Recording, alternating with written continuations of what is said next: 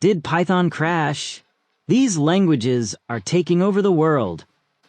Do you still think Python is the best programming language in the world? Maybe you'd say yes, but if you knew what changes have turned the programming world upside down in 2025, you might change your mind. In this video, we're not just talking about trends.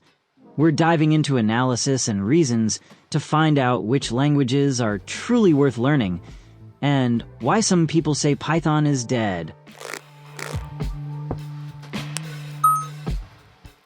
Part 1. Python, the master key to AI.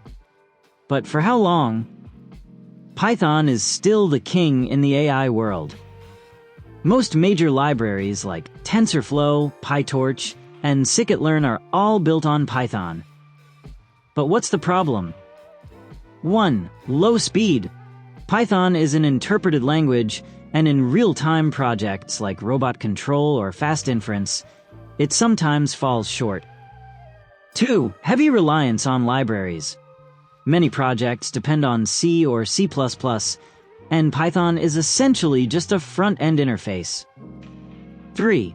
The rise of Julia and Rust.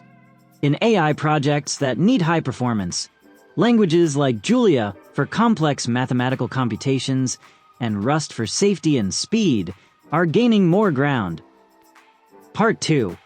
Web development JavaScript, TypeScript, or Go. Python is still used in web development through frameworks like Django and Flask, but the truth is that most of the market is dominated by JavaScript and its derivatives.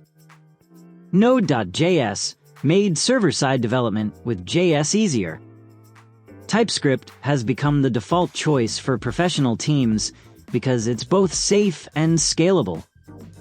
Go is growing fast thanks to its simplicity, quick execution, and dominance in cloud services. Python works well for simple APIs or MVPs, but for serious scalable projects, it's usually left behind. Part 3. App development, Java, Kotlin, Swift, or Flutter. Python has never been a serious choice for mobile app development. Sure, you can build apps with Kivy or Beware, but the user experience and performance just don't compare to professional tools.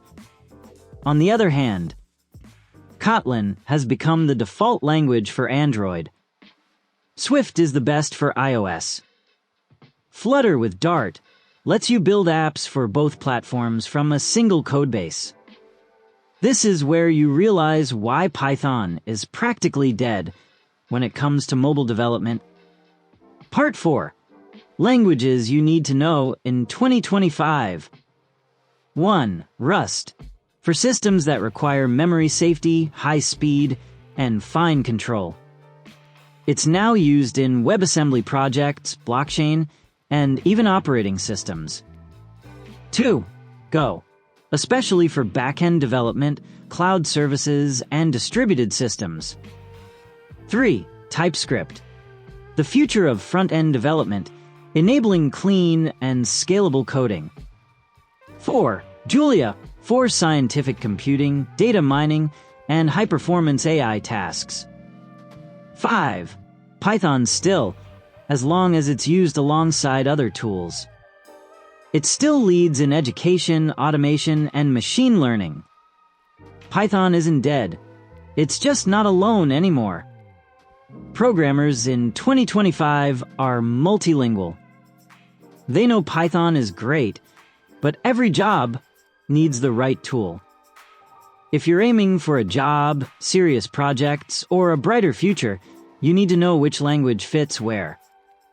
And now, an important question. If you could learn just one language starting today, which one would you choose? Drop your answer in the comments, because this question might just change your path.